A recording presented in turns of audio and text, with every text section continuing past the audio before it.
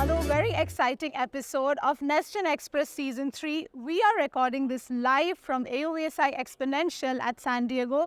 This is day 3, the last leg of the conference, and I am very excited to introduce my special guest today, Jon Hegranes, CEO and founder of Aloft. If you've used LANC, you've probably used Aloft. They've been one of the industry-leading platforms delivering UTM solutions and fleet management services for uncrewed aircraft systems worldwide.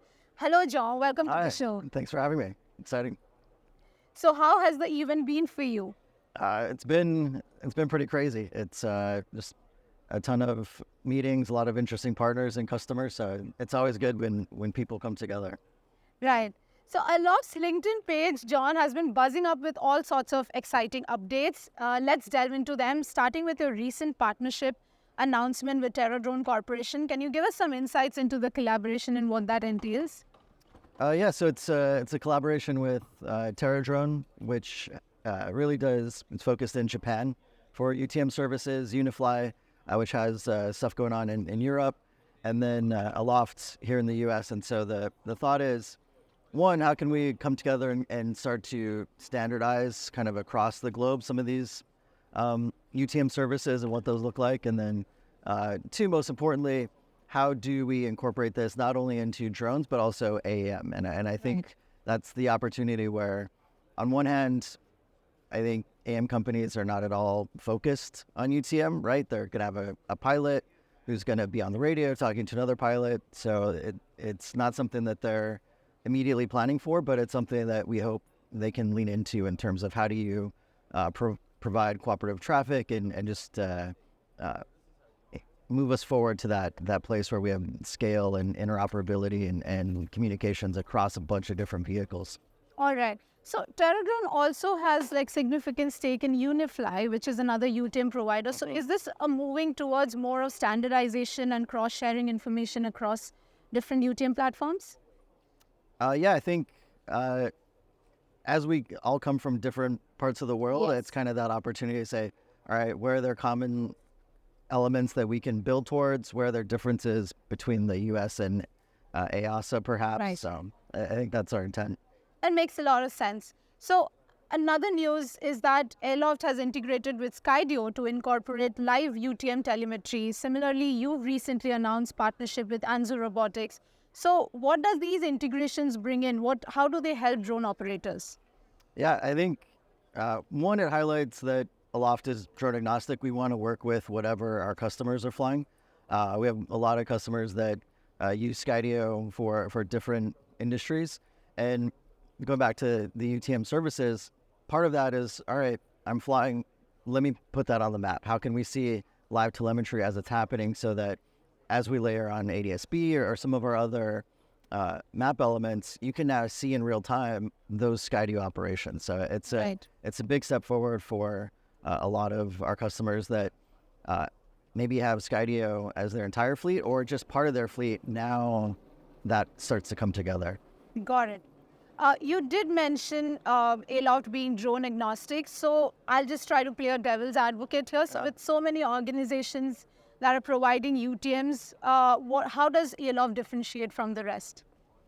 I think first and foremost, we're very operator-centric. And so I think there's some UTM companies that focus kind of from the high level and say, oh, we can have UTM services, but they invariably miss the traffic element. And so going back to live telemetry, Skydio, and other integrations that we have with other OEMs, that creates that sense of traffic. And how do you have conformance monitoring and some of these other UTM elements? And without that telemetry, you're missing a big piece. So I think the deconfliction elements and all of that, you want to connect as many aircraft as possible. And as Aloft has the largest network of pilots across recreational, commercial, government, public safety, we have a interesting opportunity to really make that map live and interactive for people.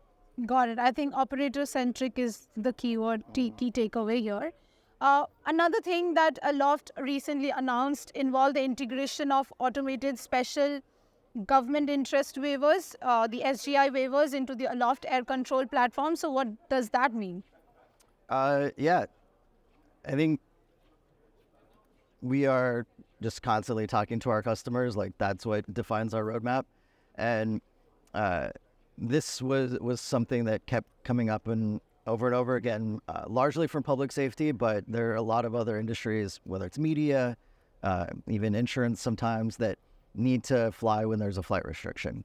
And so the previous way that you had to do this was fill out a very just cumbersome form, very time consuming to fill out, especially some of the location elements and how do you break down the coordinates for that. And so we already have all of that information as part of someone's mission. So we've moved it from a pretty terrible headache to fill out that form to boom, one click, and you have your waiver that you can send in to the FAA. That makes the whole system and process much easier. On the same lines of waivers and regulations, so Aloft has also been actively engaged in various rulemaking committees, including the BVLOS ARC, as well as the Unmanned Aircraft Systems Detection and Mitigation Systems Aviation Rulemaking Committee. So could you highlight some of the key takeaways or insights from these committee reports? And what do you think, how is BVLOS operations shaping up in the near future? Yeah, I think the BVLOS ARC that was published around this time last year, I think that report came out really strong, and I think industry was very happy with a lot of the elements that we defined in terms of how do we not only assess risk but also probability, right? Like I think a lot of the regulations today have been, okay, what if a drone hits you in the head, right? And then I think this ARC was like, all right, what's the probability that it's going to hit you in the head, not that it will hit you in the head.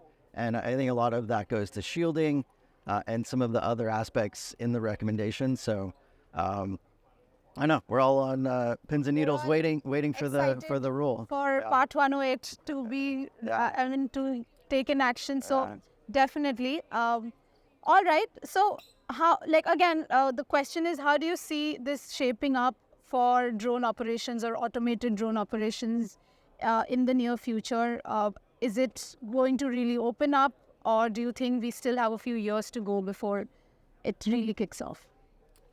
I mean, realistically, from the rule, it'll take a couple of years, even after they publish the rule. Right. Hopefully this summer, it'll still take time to put into place. So I think the two elements are, one, are there things that we can immediately start to utilize, things like shielding, right, to fly BVLOS? And then the second piece where Aloft has been actively engaged is a lot of the NTAP, the near-term approval process, and key site activities that the FAA has kind of done to lean forward and start to say, hey, how can we improve operations today? How can we get data to learn from? And so we're in that process with them and our partners as well to say, all right, even before final rule is in place, there's plenty of safe and really effective BVLOS flights that can be happening. That does make a lot of sense. So thank you, Jon, for joining us today. Yeah, thank you. We are going to be back with another episode of NestGen Express Season 3. Thank you so much for joining in. Thank you again. Thank you.